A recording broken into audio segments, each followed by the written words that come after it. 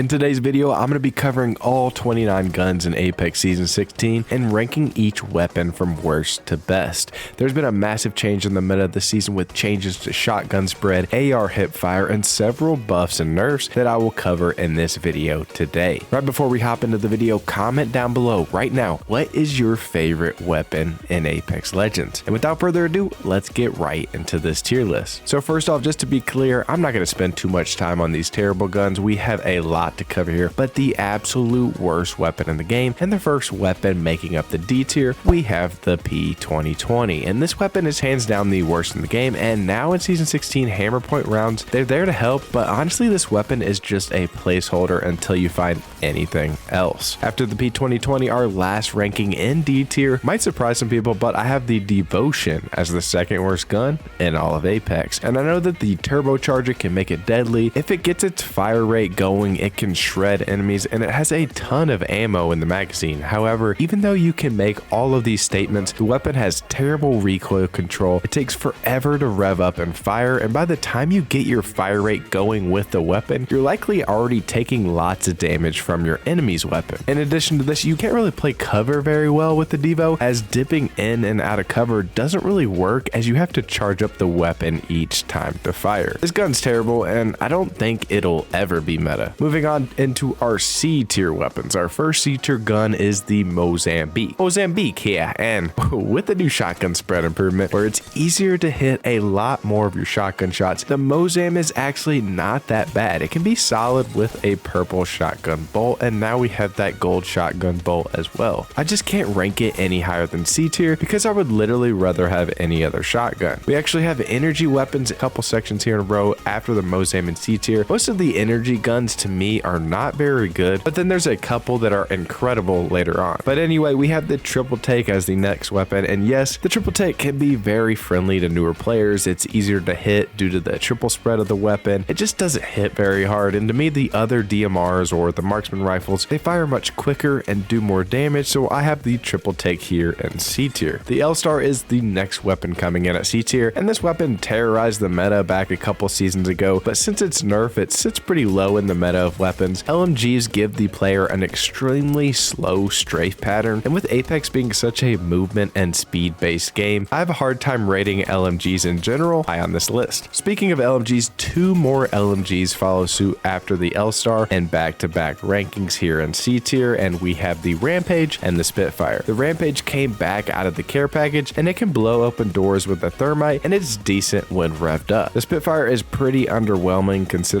there are other light weapons that are both useful at close and longer ranges. And like I said earlier, you strafe extremely slow with LMG, so I have both of these weapons very low on my list. The last weapon rounding out C tier is the HAVOC, and yes, this thing can get pretty deadly when you get that turbocharger and that purple energy mag. The only problem is finding them consistently in game. The HAVOC also doesn't have the greatest recoil control at range, so it sort of becomes like a pseudo SMG that you need to use around close range, and since it's a assault rifle now, you know, the hip fire isn't that great since it got a nerf, and you'll need to aim down your sights, and then you'll have a slower strafe speed. HAVOC can take people down quick, but I really don't like its rev up time to start firing. Moving on into B tier, these weapons are all decent, they can hold their own. I just feel like later on they're basically better upgraded versions that will help you win games easier. First up in B tier, we have the Alternator, a very solid, user-friendly weapon that a lot of newer players feel comfortable using. It has a high damage per bullet, which makes it easier to kill without reloading. It just has a really slow fire rate. The R99 and the R301 just far outclass it in my opinion to carry this gun at all into late game. The Mastiff is a B tier shotgun, and yes, it received a buff with its reduced shotgun spread this season. However, it has a pretty slow fire rate. I just find that the EVA 8's fire rate to be much more beneficial in fights, and if I want a heavy hitting shotgun this season, I'm always going to pick up the Peacekeeper over the Mastiff, but that's just my personal opinion. Guys, if you're enjoying the video, I would greatly appreciate it if you dropped a like on this video and subscribe to the channel. Now let's get right back into the video. Lastly, in B tier, we have the Longbow. With 55 damage a shot, it will easily put down most targets with a few solid hits. Now the Skull Piercer hop-up also makes the Longbow pretty deadly. It's just difficult to find for most games, and the Longbow just has a slower fire rate and isn't as versatile as the G7 Scout or the 30-30 repeater. And then lastly, I think the Sentinel hits harder. So speaking of the Sentinel, that's our next weapon in the rankings, and it makes up the first weapon in B+ tier. Now that it only takes 1 cell to charge the Sentinel, it's basically like a mini Kraber on the floor loop. If you can be really accurate with the Sentinel, it's deadly, and it's also super fun to use as well. The charge rifle is the next weapon in our tier list ranking. It's one of the easiest weapons to use because it's a hit scan weapon, meaning you don't need to account for any bullet drop to hit your target. You point and you click, and that's exactly where the shot lands. The charge rifle can be extremely useful in ranked games for farming damage, for upgrading Evo armor, or getting long distance knocks. The only drawback for the charge rifle is its low versatility, since it's really ineffective in close range encounters. One step ahead of the 2 prior weapons, and we're still in B+ tier as the 30-30 repeater. I still feel like the G7 Scout is more consistent due to its fire rate and damage output. However, don't sleep on the 30-30. It can hit extremely hard, especially when charged, and also takes the skull piercer attachment. Following the 30-30, we have another shotgun, and it's the EVA 8. With the change to the spread of the shotgun fires extremely fast, and it's extremely easy to use. The EVA 8 feels really strong, and I think B+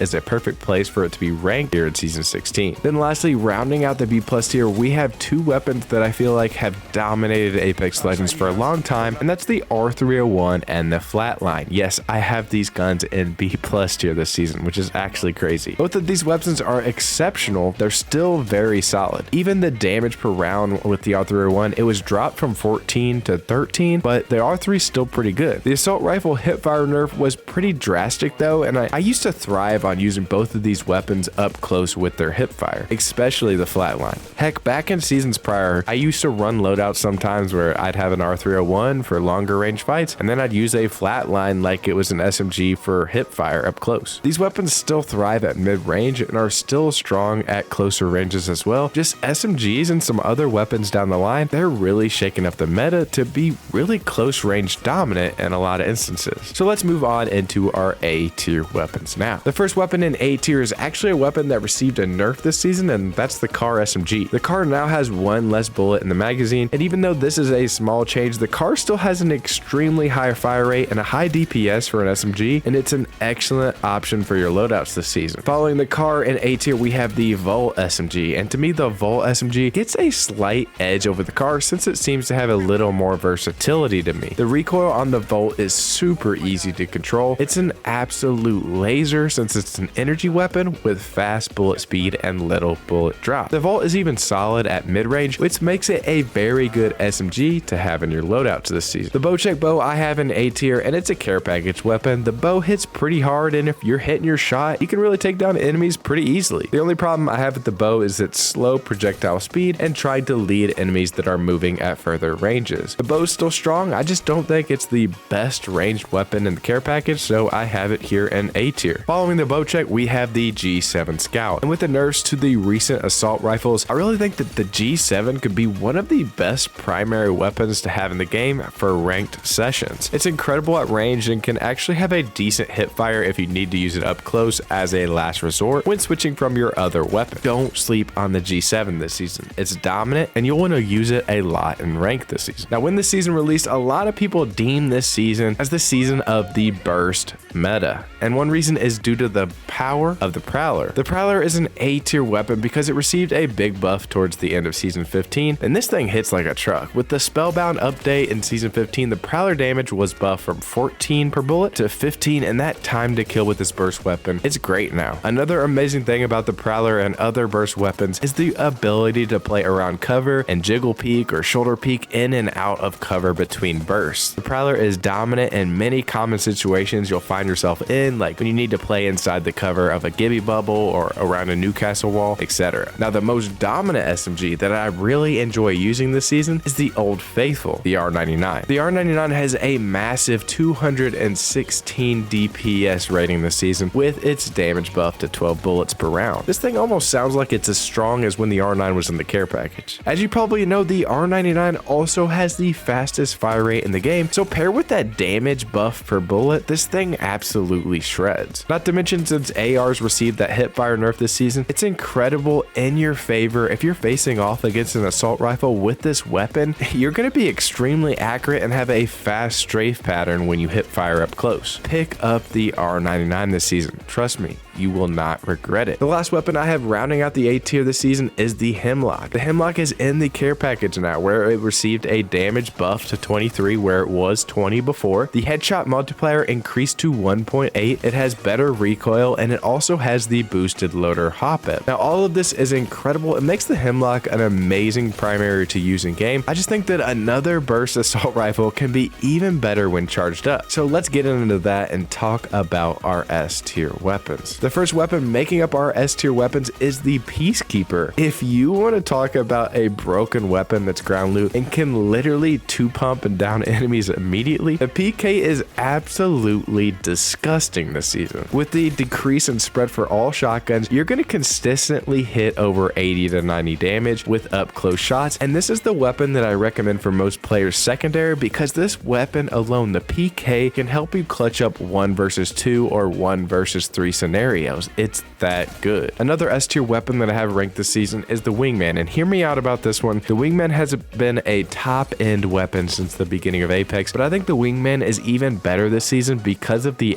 AR hipfire nerf. Since assault rifles are less accurate up close, the WINGMAN becomes an overall better primary because the WINGMAN's effective at close and medium ranges. Not to mention the WINGMAN gets the skull piercer attachment. There's no better feeling in Apex than 3-tapping a player quickly with the WINGMAN, and I stand by that. Now the last ground loot weapon that I have in S tier is the brand new NEMESIS assault rifle, and I know this weapon isn't perfect. It has its weaknesses like its slower reload time, and it's not amazing up close with its hipfire, but this thing is an absolute laser beam with little to no recoil when it gets fully charged. It absolutely shreds and at all ranges. This assault rifle shoots a burst of 4 bullets, and each bullet to the body hits for 70 while each to the head hits for 30. The DPS for it ranges from 180 to 196. It just depends on how much it's charged up when firing. If you see a NEMESIS AR this season, don't sleep on it. It's a game changer. Lastly, our last 2 weapons are 2 of the best care package weapons in the game, and that's the RE45 and the Kraber. The RE has the disruptor rounds, which gives it a crazy massive 234 DPS versus shields and 182 DPS to the body, which is absolutely crazy. The Kraber is the hardest hitting weapon in the game, and even though they buffed helmets like the purple helmet to prevent you from being one-shotted by the Kraber, any weapon that can consistently put out 140 to 280 damage has to be the best weapon in the game. You can literally change the game in one shot with the Kraber, so it has to stay in the top tier list for me. So that's it, guys. I want to hear how you would change this list, so let me know in the comment section down below. If you haven't already, make sure you drop a like, subscribe to the channel, turn that notification bell on, and guys, I will see you in my custom games while I'm streaming here on YouTube around 9 p.m. Eastern on Saturdays. We do that on Saturdays with my community. And guys, I'll also see you in the next video. I'm Grizzy, and I'm out.